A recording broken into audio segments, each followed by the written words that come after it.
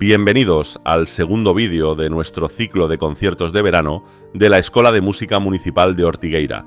En esta ocasión nos desplazamos hasta Espasante, donde la música volvió a salir de las aulas para encontrarse con vecinos, visitantes y turistas en uno de los lugares más emblemáticos del verano ortegano.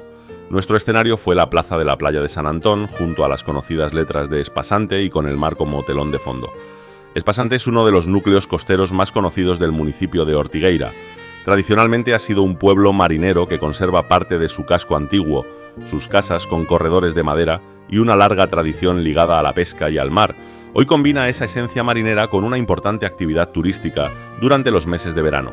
Muy cerca de donde celebramos el concierto se encuentra la playa de San Antón, un amplio arenal de arena fina que forma una hermosa bahía junto con las playas de Aconcha, Eirón, Mazorgán y Arxua, convirtiéndose en uno de los rincones más visitados de la costa de Ortigueira.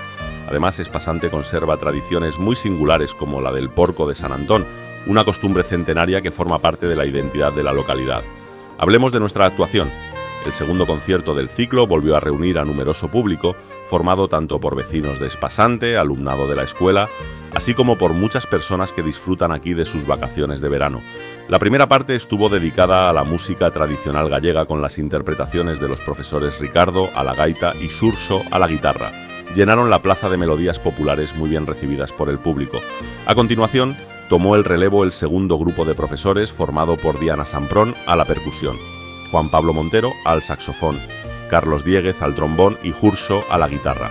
El repertorio recorrió algunas de las bandas sonoras más conocidas del cine, además de boleros, música latina y otros temas populares que hicieron disfrutar a pequeños y mayores en una tarde de verano con un ambiente magnífico.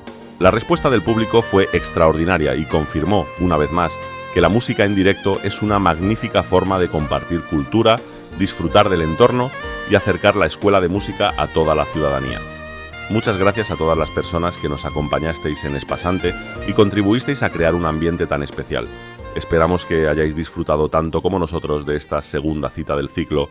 Nos vemos muy pronto en el próximo vídeo, donde seguiremos recorriendo nuevos rincones de Ortigueira a través de la música. Os esperamos.